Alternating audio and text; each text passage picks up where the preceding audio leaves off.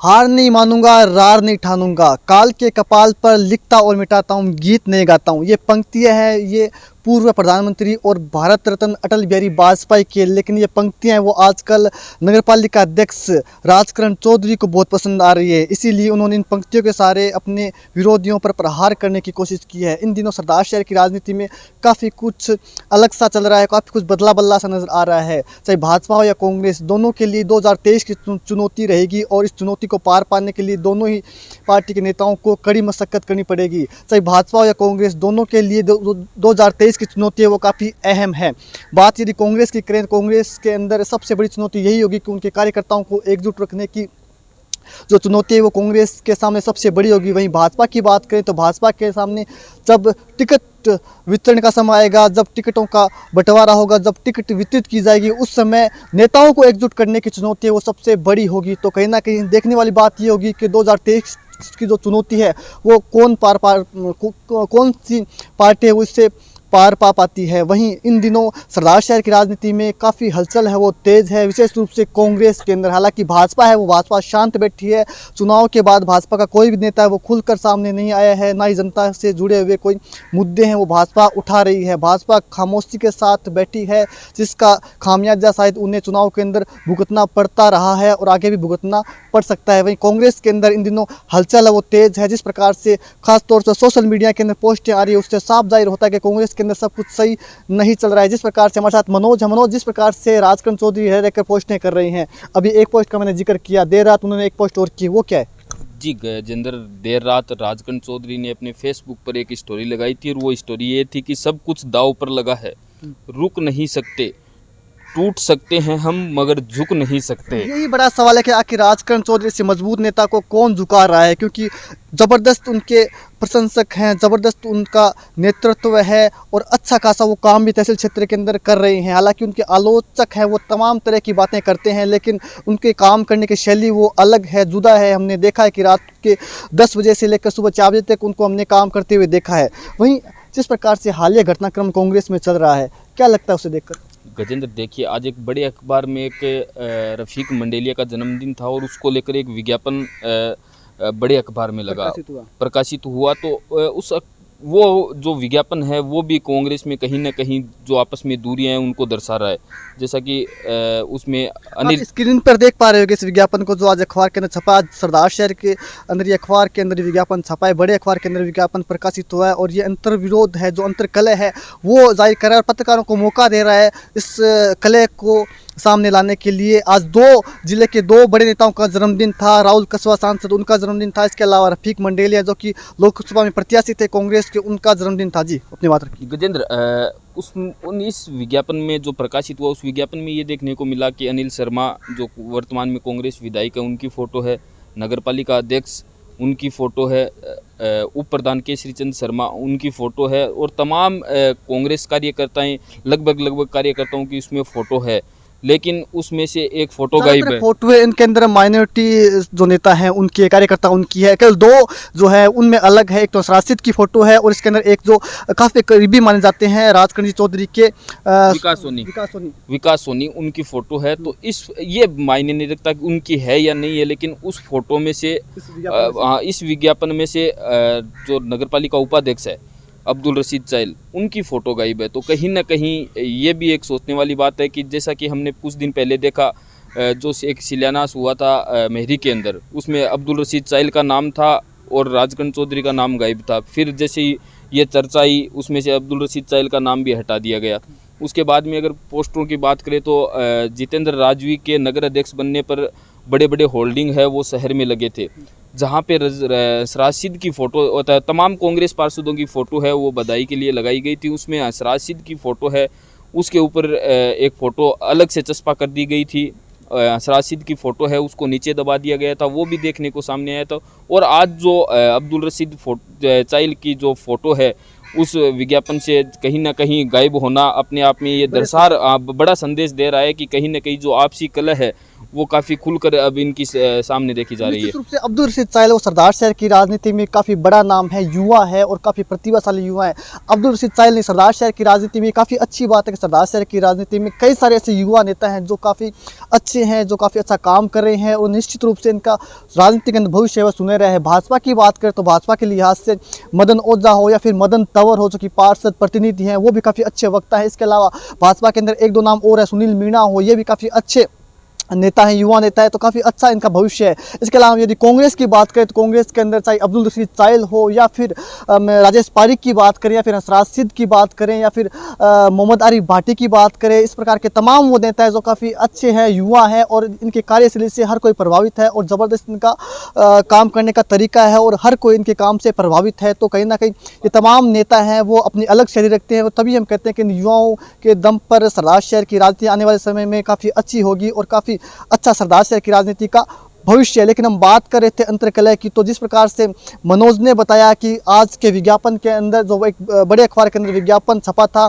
जो रफीक जी मंडेलिया उनके जन्मदिन की शुभकामनाओं का ये विज्ञापन था, उसके अंदर बड़े नेता हैं सरदार शहर के अंदर, बड़े मुस्लिम चेहरा हैं अब्दुल रशीद चाइल, उनकी फ़ोटो का गायब हो जाना कहीं ना कहीं बड़ा संदेश देता है और अंतर विरोध को जाहिर करता है। अब मैं आपको 2022 के अंदर जो शुभकामना संदेश छपा था वो फोटो आप स्क्रीन पर देख पा रहे होंगे। इस फोटो के अंदर आप देखोगे तो अब्दुल रशीद चाइल की फोटो भी इसके अंदर है और राजेश पारिक की फोटो भी अंदर है। कहीं ना कहीं ये लोग हैं वो मौका दे रहे हैं और ये जाहिर कर रहे हैं कि सब कुछ कांग्रेस के अंदर सही नहीं चल रहा। हालांकि हमारे पास तमाम फ़ोन कॉल्स आए, मैसेजेस आए कि आप कांग्रेस के लिए या फिर एक कांग्रेस की बात करें। कांग्रेस की बात इसलिए करें क्योंकि कांग्रेस वर्तमान में जो सत्ता के अंदर है और सत्ता के अंदर जो पार्टी होती है, सवाल भी उन्हीं से ही होता है। भाजपा से सवाल इसलिए नहीं हो रहा है कि भाजपा इस समय खामोश बैठी है और जो खामोश बैठते हैं उनकी चर्चा नहीं होती। चर्चा केवल काम करने वालों की होती है, आलोचना होती है वो काम करने वालों की होती है।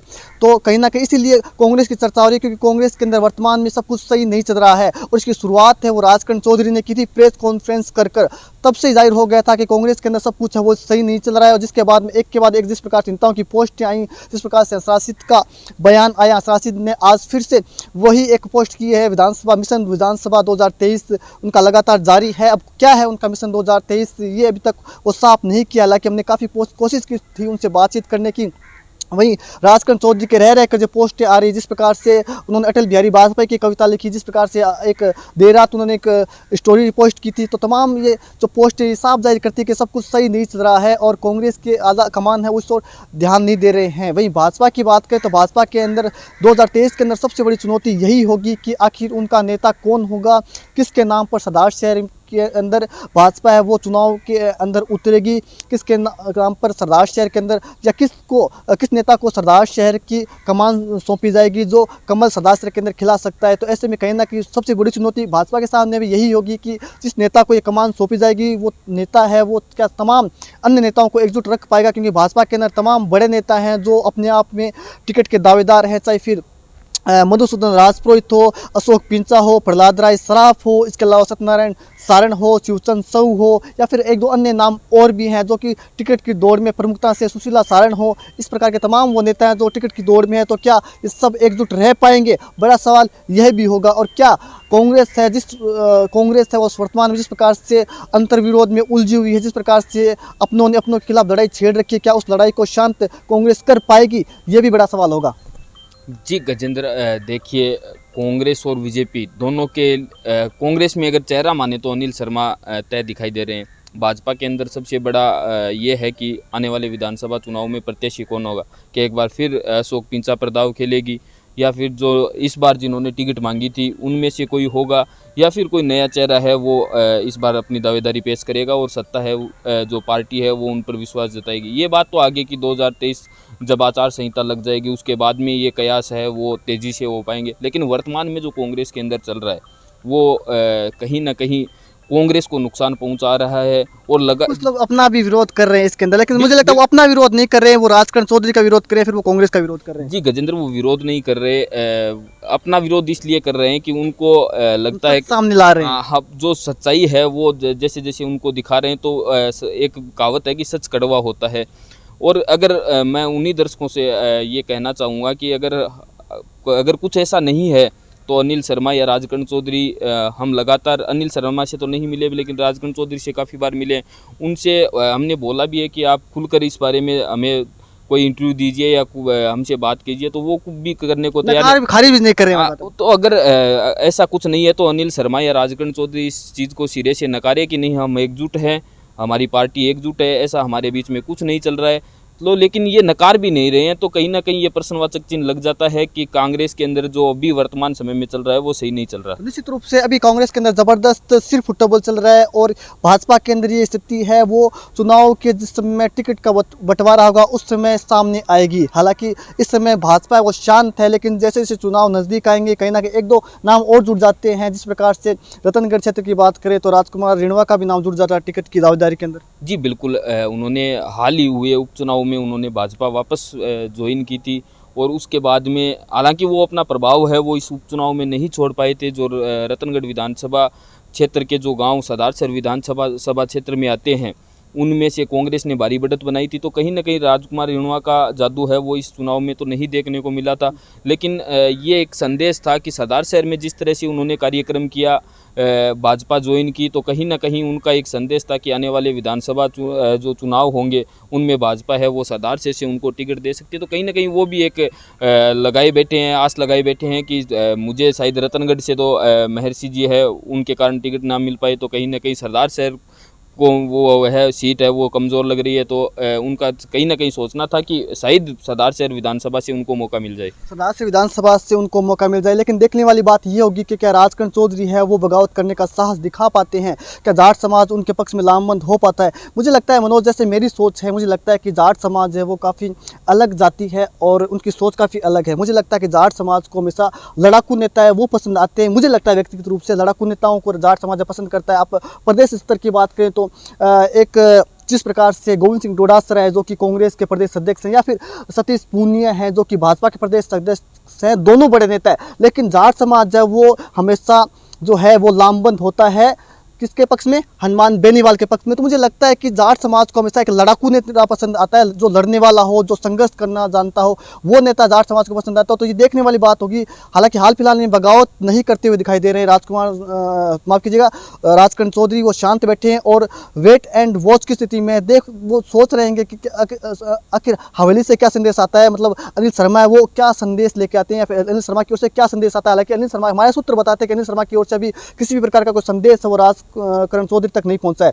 तो देखने वाली बात ये होगी कि आखिर कब तक है वो ऐसे ही स्थिति बनी रहती है। क्या अनिल जी शर्मा है वो हस्तक्षेप करते हैं, इस स्थिति को समाप्त करने की कोशिश करते हैं, या फिर लंबे समय तक ये स्थिति बनती रहेगी। आपको क्या लगता है कब तक स्थिति बनी हुई रह सकती है? गजेंद्र, मुझे नहीं लगता कि राजकरण चौधरी है वो कांग्रेस को छोड़कर कहीं जाएंगे, क्योंकि वर्तमान में आप देख सकते हैं कि अगर राजस्थान के उच्च स्तर का इनका जो है वहाँ देखें तो सचिन पायलट और अशोक गहलोत दो अलग अलग भागों में बंटे हुए हैं। हालांकि कांग्रेस है वो कल जैसे ही मंत्री भी विजेंद्र जी ओला भी आए थे, उनसे भी पत्रकारों ने जब सवाल किया था तो उन्होंने नो कमेंट कहकर इस बात को टाल दिया था।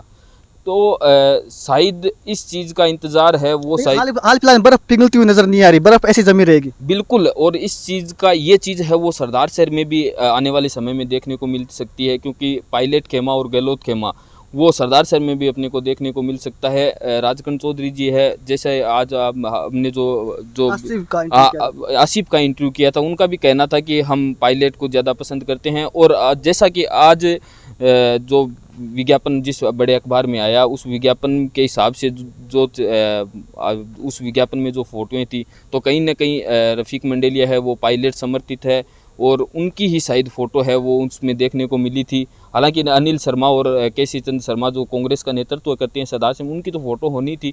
लेकिन सचिन पायलट की अगर बात करें तो ये खेमा है वो सचिन पायलट की ओर झुक सकता है। और जो उच्च स्तर पर काफ़ी अच्छी जानकारी दी है मनोज, ये काफ़ी अच्छी जानकारी दी है, काफ़ी अच्छा आपने बताया कि जिस प्रकार से प्रदेश स्तर की बात करें तो प्रदेश स्तर के अंदर भी सचिन पायलट और कांग्रेस की जिस प्रकार से आमने सामने नजर आ रहे हैं, जिस प्रकार से तलवारें दोनों के बीच खिंच चुकी है, अपने बयानों के अंदर एक दूसरे पर जिस प्रकार से प्रहार कर रहे हैं, वो निचले स्तर पर भी वो देखने को मिलेगा।